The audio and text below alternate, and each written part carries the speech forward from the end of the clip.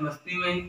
जैसा कि हम पढ़ रहे हैं नंबर सिस्टम, हमने नंबर सिस्टम में कर पढ़ा था लोकल वैल्यू अर्थात जातीय मान ज्ञात करना और स्थानीय मान ज्ञात करना। लेकिन आज हम पढ़ेंगे विभक्ति का नियम।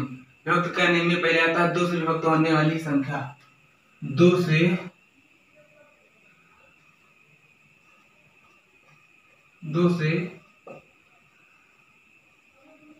विभक्त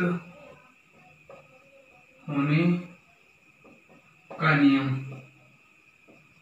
ठीक है, पहला हम पढ़ेंगे दो से विभक्त होने का नियम। देखिए, यदि किसी संख्या का इकाई अंक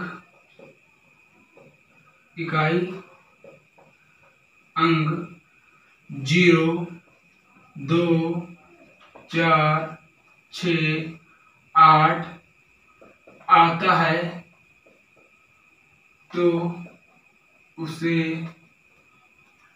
हम 2 से विभाजित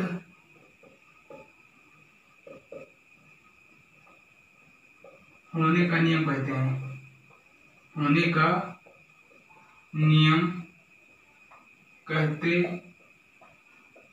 हैं। जैसे कोई संख्या है, ले लीजिए 24, 44, 50। 24, 50 मान लीजिए संख्या है और हमें क्या देखना है, इसके इकाई का अंक, यानी कि ये इकाई का अंक क्या है, 0। और मैंने क्या कहा है, इकाई का अंक 0, 2, 4, 6, 8 हो तो वह नियम क्या कहलाता है, 2 से विभक्त होने वाले का नियम कहलाता है। ठीक है, तो यहाँ पर देखिए ये 2 से विभक्त हो जाएगा अर्थात विभाजित हो जाएगा। ठीक है, तो ये किसका नियम हो गया, 2 से विभाजित होने का नियम हो जाएगा। ठीक है, अब दूसरा आता है 3 से विभक्त होने का नियम।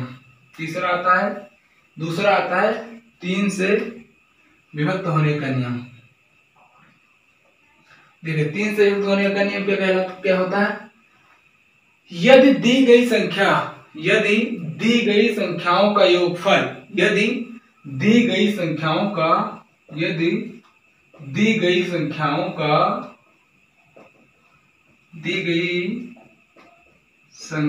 का योगफल 3 से विभाजित हो जाता है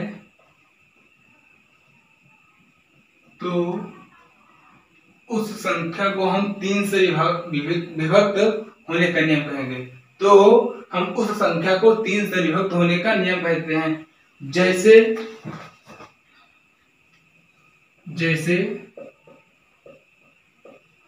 देख लीजिए, जैसे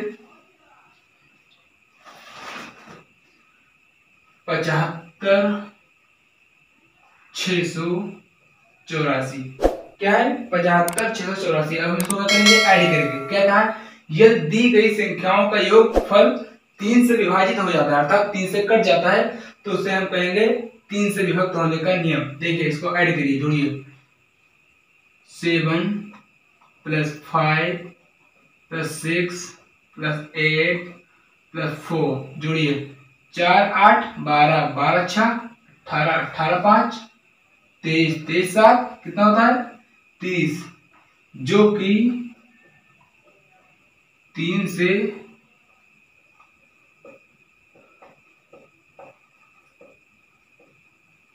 विभाजित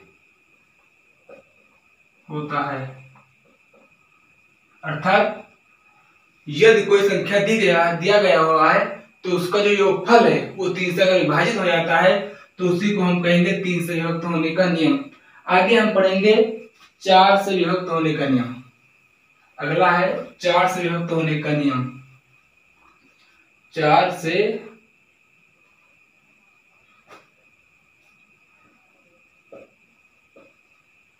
जैसे अब देखिए ये नियम क्या कहता है, 4 से विभक्त होने का नियम क्या कहता है, यदि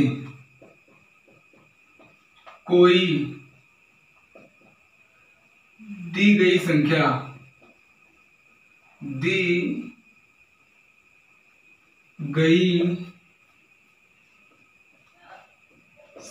है, कोई दी गई संख्या, ठीक है, यदि कोई दी गई संख्या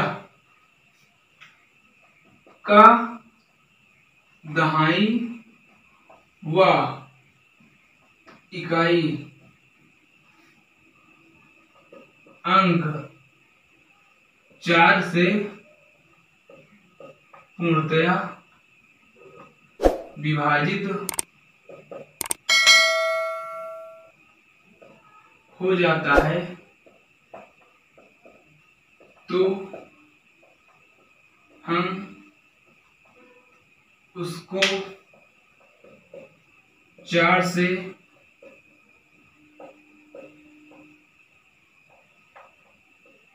विभक्त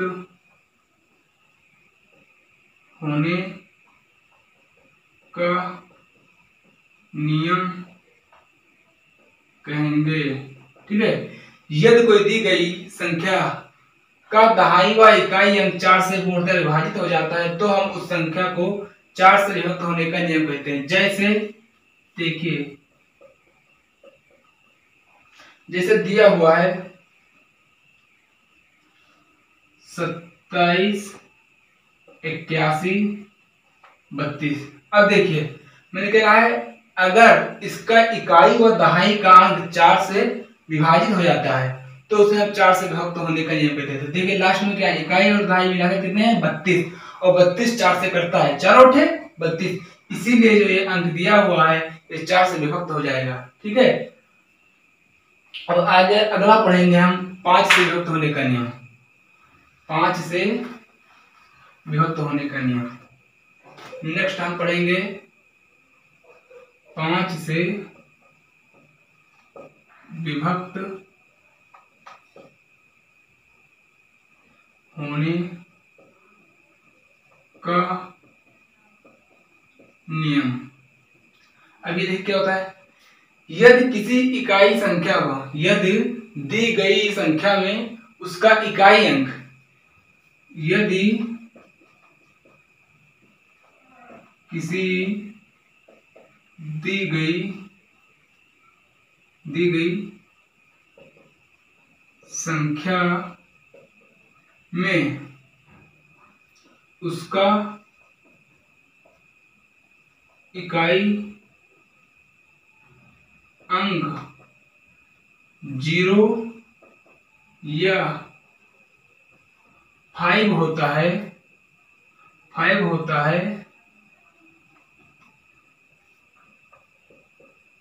तो हम उसे 5 से विभक्त होने का नियम कहते हैं।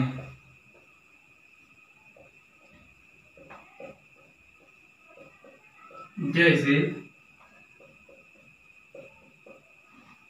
दिया गया है 7520 और मैंने क्या कहा है, यदि किसी दी गई संख्या में उसका इकाई अंक 0 या 5 से अगर विभाजित हो जाता है तो उसे हम 5 से विभाजित होने का नियम कहेंगे। तो इसमें क्या दिया हुआ है, लास्ट में इसका इकाई अंक क्या है, 0 है, शून्य है। अगर शून्य के बजाय यहाँ पर 5 भी होता तो वो 5 से विभाजित हो जाता है, इसलिए ये जो दिया हुआ संख्या है ये 5 से विभाजित हो जाता है, इसलिए इसको 5 से विभक्त किया जा सकता है, अर्थात दिए गए संख्या को हम 5 से विभक्त कर सकते हैं। ठीक है, अगर आप लोगों को अगर ये वीडियो अच्छी लगी हो तो वीडियो को लाइक और शेयर करना मत भूलिएगा। धन्यवाद।